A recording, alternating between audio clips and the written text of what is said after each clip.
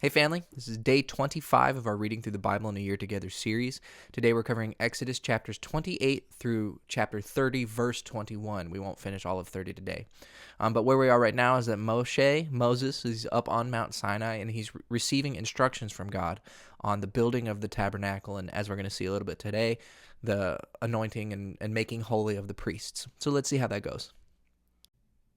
Now let Aaron your brother and his sons with him come near from among the children of Israel, so that they may be my priests, even Aaron and Nadab and Abihu, Eleazar and Ithamar his sons, and make holy robes for Aaron your brother, so that he may be clothed with glory and honor.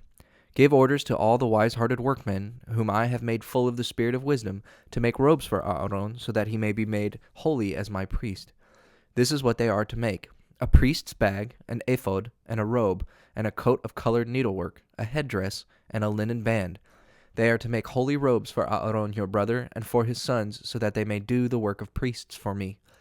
They are to take the gold and blue and purple and red and the best linen, and make the ephod of gold, of blue and purple and red and the best linen, the work of a designer. It is to have 2 bands stitched to it at the top of the arms, joining it together. And the beautifully worked band which goes on it is to be of the same work and of the same material, of gold and blue and purple and red and twisted linen work. You are to take 2 burial stones, on which the names of the children of Israel are to be cut, 6 names on the one stone and 6 on the other, in the order of their birth. With the work of a jeweler, like the cutting of a stamp, the names of the children of Israel are to be cut on them, and they are to be fixed in twisted frames of gold. And the 2 stones are to be placed on the ephod over the armholes, to be stones of memory for the children of Israel. Aaron will have their names on his arms when he goes in before the Lord, to keep the Lord in mind of them. And you are to make twisted frames of gold, and 2 chains of the best gold, twisted like cords, and have the chains fixed on to the frames. And make a priest's bag for giving decisions, designed like the ephod, made of gold and blue and purple and red and the best linen. It is to be square, folded in 2, a hand stretch long and a hand stretch wide. And on it you are to put 4 lines of jewels. The first line is to be a cornelian, a chrysolite, and an emerald. The second, a ruby, a sapphire, and an onyx. The third, a jacinth, an agate, and an amethyst. The fourth, a topaz, a beryl, and a jasper. They are to be fixed in twisted frames of gold. The jewels are to be 12 in number, for the names of the children of Israel, every jewel having the name of one of the 12 tribes cut on it as on a stamp. And you are to make 2 chains of gold, twisted like cords, to be fixed on the priest's bag, and put 2 gold rings on the 2 ends of the bag.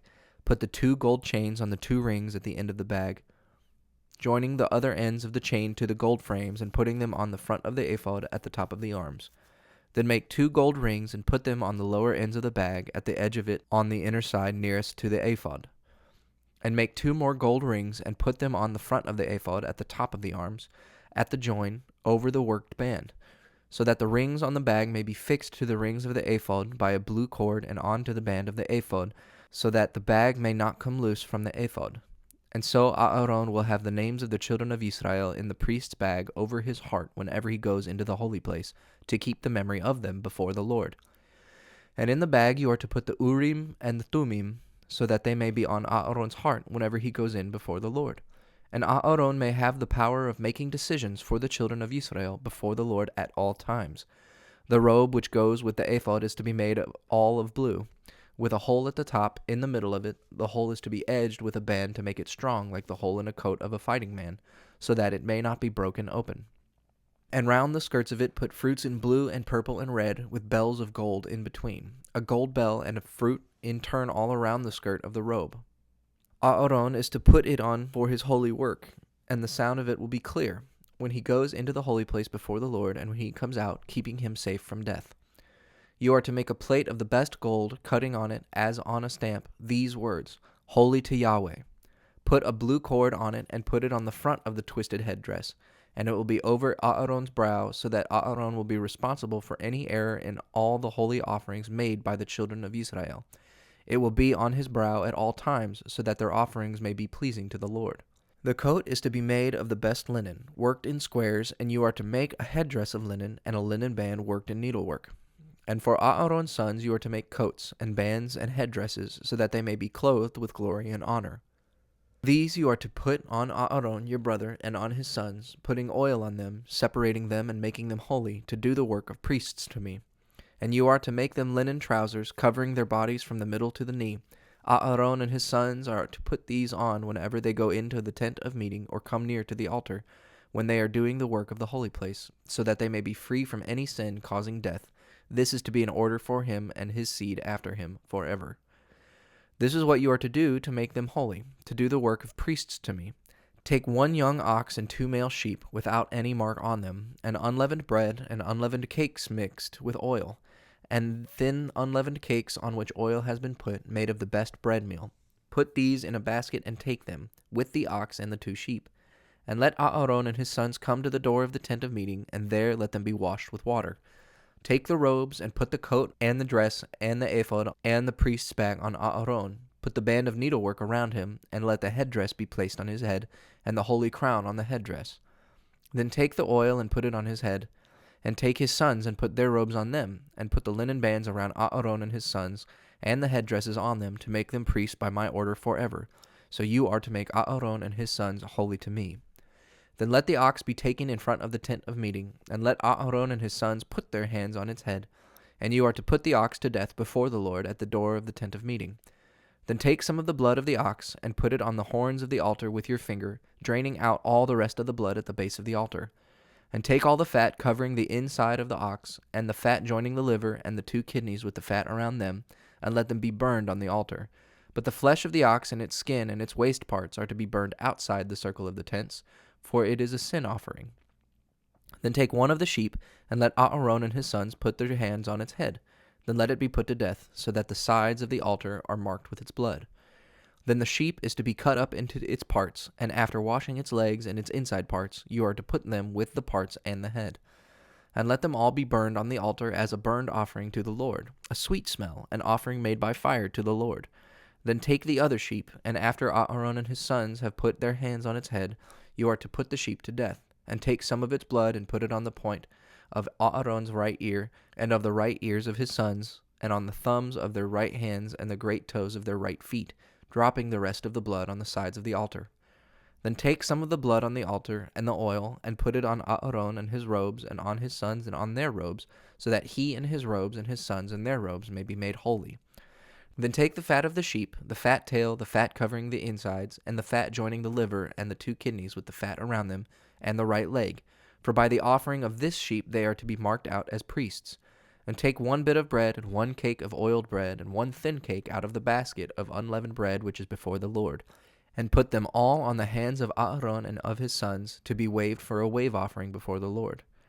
Then take them from their hands, and let them be burned on the burnt offering on the altar, a sweet smell before the Lord, an offering made by fire to the Lord. Then take the breast of Aaron's sheep, waving it before the Lord, and it is to be your part of the offering. So you are to make holy the breast of the sheep which is waved, and the leg which is lifted up on high, that is, of the sheep which is offered for Aaron and his sons. And it will be their part as a right forever from the children of Israel. It is a special offering from the children of Israel, made from their peace offerings, a special offering lifted up to the Lord. And Aaron's holy robes will be used by his sons after him. They will put them on when they are made priests. For 7 days the son who becomes priest in his place will put them on when he comes into the tent of meeting to do the work of the holy place. Then take the sheep of the wave offering, and let its flesh be cooked in water in a holy place. And let Aaron and his sons make a meal of it, with the bread in the basket at the door of the tent of meeting. All those things which were used as offerings to take away sin, and to make them holy to be priests, they may have for food. But no one who is not a priest may have them, for they are holy food. And if any of the flesh of the offering or of the bread is left over until morning, let it be burned with fire. It is not to be used for food, for it is holy. All these things you are to do to Aaron and his sons, as I have given you orders. For 7 days the work of making them priests is to go on. Every day an ox is to be offered as a sin offering to take away sins, and by this offering on it you will make the altar clean from sin. And you are to put oil on it and make it holy. For 7 days you are to make offerings for the altar and make it holy, so that it may become completely holy, and anything touching it will become holy. Now this is the offering which you are to make on the altar: 2 lambs in their first year, every day regularly. 1 lamb is to be offered in the morning, and the other in the evening. And with the one lamb, a 10th part of an ephah of the best meal, mixed with a 4th part of a hin of clear oil, and the 4th part of a hin of wine for a drink offering. And the other lamb is to be offered in the evening, and with it the same meal offering and drink offering, for a sweet smell, an offering made by fire to the Lord. This is to be a regular burnt offering made from generation to generation, at the door of the tent of meeting before the Lord, where I will come face to face with you, and speak with you. There I will come face to face with the children of Israel, and the tent will be made holy by my glory. I will make holy the tent of meeting and the altar, and Aaron and his sons I will make holy to be my priests. Among the children of Israel I will make my living place, and I will be their God. And they will see that I am the Lord their God, who took them out of the land of Egypt, so that I might be ever with them. I am the Lord their God. And you are to make an altar for the burning of perfume. Of hardwood let it be made. The altar is to be square, a cubit long, and a cubit wide, and 2 cubits high. And its horns are to be made of the same. It is to be plated with the best gold, the top of it, and the sides and the horns, with an edging of gold all around it. Under the edge, on the 2 opposite sides, you are to make 2 gold rings to take the rods for lifting it. And make these rods of the same wood, plating them with gold. And let it be placed in front of the veil before the ark of the law, before the cover which is over the law, where I will come face to face with you. And on this altar sweet spices are to be burned by Aaron every morning when he sees to the lights. And every evening when he puts the lights up in their places, the spices are to be burned, a sweet-smelling smoke going up before the Lord from generation to generation, forever. No strange perfume, no burned offering or meal offering, and no drink offering is to be offered on it. And once every year Aaron is to make its horns clean. With the blood of the sin offering he is to make it clean once every year from generation to generation. It is most holy to the Lord. And the Lord said to Moshe, when you are taking the number of the children of Israel, let every man who is numbered give to the Lord a price for his life, so that no disease may come on them when they are numbered. And this is what they are to give. Let every man who is numbered give half a shekel, by the scale of the holy place, the shekel being valued at 20 gerahs. This money is an offering to the Lord. Everyone who is numbered, from 20 years old and over, is to give an offering to the Lord. The man of wealth is to give no more, and the poor man no less than the half shekel of silver when the offering is made to the Lord, as the price for your lives. And you are to take this money from the children of Israel to be used for the work of the tent of meeting, to keep the memory of the children of Israel before the Lord, and to be the price of your lives. And the Lord said to Moshe, you are to make a brass washing vessel with a brass base, and put it between the tent of meeting and the altar, with water in it, that it may be used by Aaron and his sons for washing their hands and feet. Whenever they go into the tent of meeting, they are to be washed with water, to keep them from death. And whenever they come near to do the work of the altar, or to make an offering by fire to the Lord, their hands and feet are to be washed, so that they may be safe from death. This is an order to them forever, to him and his seed from generation to generation. So in the middle of these instructions about putting together the tabernacle, we have this part, the first couple of chapters, about Aaron and his sons, and making them the high priests and the family of priests that are actually doing the work in the tabernacle of the sacrificing and all of that stuff. So this is putting together the priests' clothing and all of the stuff that they're supposed to be wearing, and all of the sacrifice involves with making them holy. I want to talk about that word holy for a minute. It's the classic definition of holy is set apart. And like, cool, yeah, it's pretty good, but set apart for something specific. You know, it's devoted, right? All those times that we read where it was make holy to Yahweh, right? Make devoted to Yahweh. Devote this thing to Yahweh. Make it a specifically set apart for God. The best example I can come up with is if, I'm going home to visit my family for Thanksgiving, and my mom makes 3 pies because she's got, 12 people coming into her house. But then she makes a 4th pie, and it's the pumpkin pie that she knows is my favorite. She says, no, I'm making this specifically for Devin. This is Devin's pie. It's probably a lame analogy, but there's something specific about setting aside something specifically for God, and something that God values more than the rest of the things. And getting into why all of the sacrificial things make things holy is complicated, and it has a lot to do with cultural context, and I'm sure it has to do a lot with comparison to other cultic practices of the time, 3,500 years ago or about then. But think about that idea of setting things apart for God. Like if you as a follower of God, a follower of Jesus, or even if you're not, but think about yourself as being holy and set apart to something higher.